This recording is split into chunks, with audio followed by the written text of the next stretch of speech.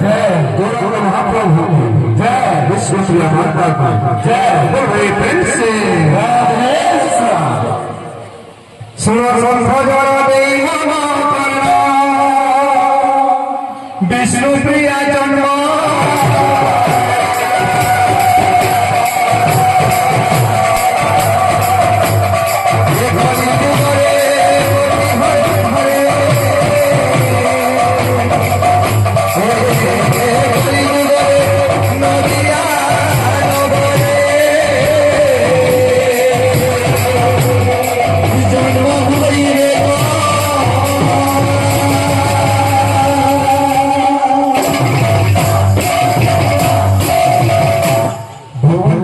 बाबू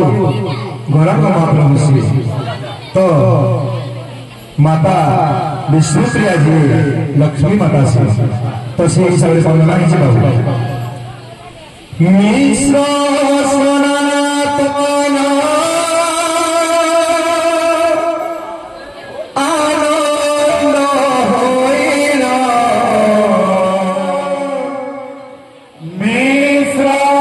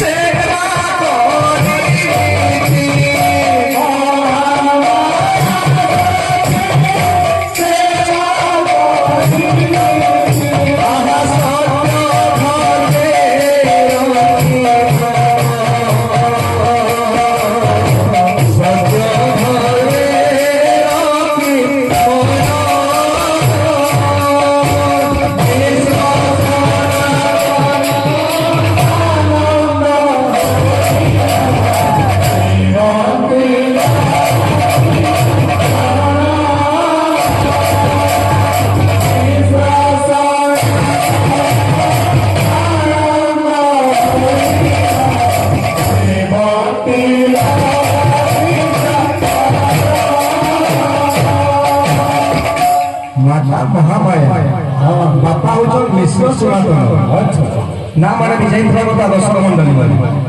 केते बेले जन्म होइछो विष्णुप्रिया गौरांग महाप्रभु जन्म होई साला पर से जन्म होइछो तो गौरांग महाप्रभु की इने पदी आसी जे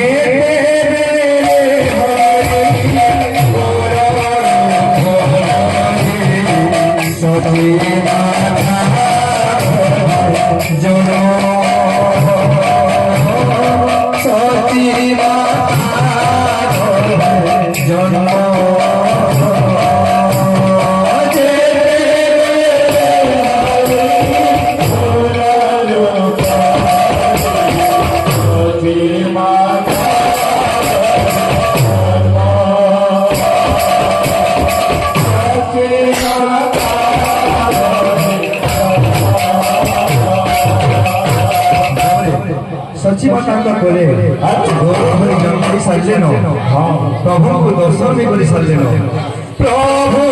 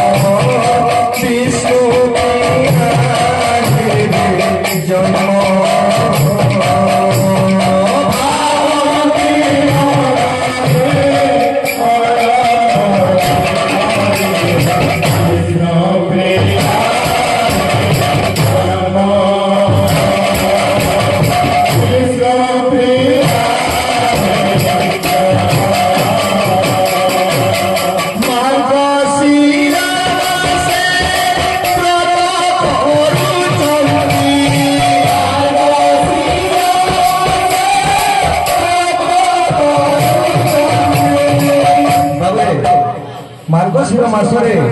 ବ୍ରତ କରୁଛ କିଏ କରୁଛ ମାତା ମହାମାୟା ସେ ଭାବିଛ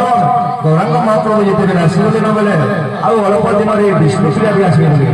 କିନ୍ତୁ ତାଙ୍କୁ ଜଣା ନେଇ ତାଙ୍କ ଗର୍ଭରେ ଆସିବେ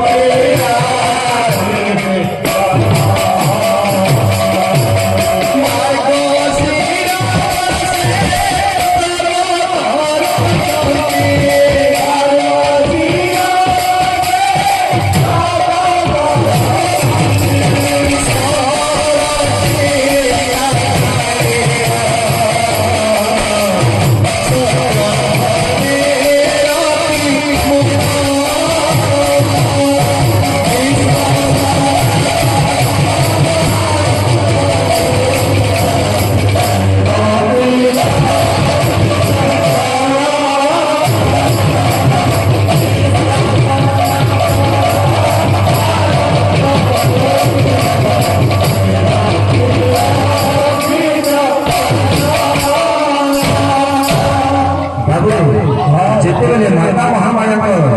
ଗର୍ଭ ପ୍ରସବ ସମୟ ଚାଲିଛି ତ ସେତେବେଳେ କାଣା ହେଇଯିବ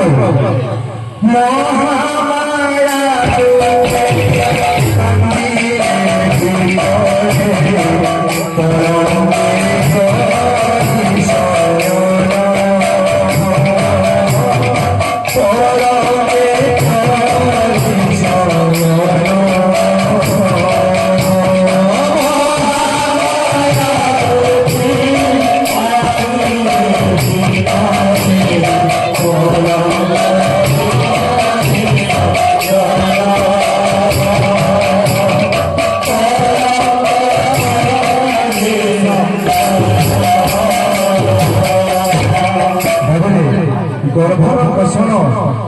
যে জানিছে সেই জানি পারবা নয়ন